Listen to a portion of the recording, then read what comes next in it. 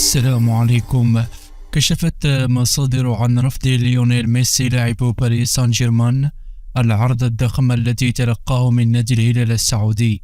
فبحسب الصحفي بقناة تي واي سي الأرجنتينية جيرمان غارسيا جروفا المختص في أخبار الانتقالات أن الهلال قدم عرضا رسميا لميسي يقدر ب 400 مليون يورو سنويا، وهو مبلغ يزيد عن ما يتقاضاه ميسي حاليا مع باريس سان جيرمان ب 359 مليون يورو كاملة.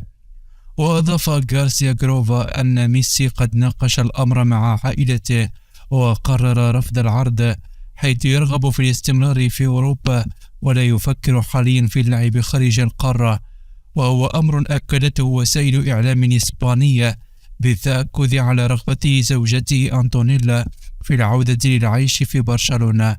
وبرفض العرض الوحيد الذي حصل عليه ميسي حتى الآن، سيبقى مستقبل النجم الأرجنتيني معلقا حتى 30 من يونيو الجاري، وهو موعد نهاية عقده مع باريس سان جيرمان.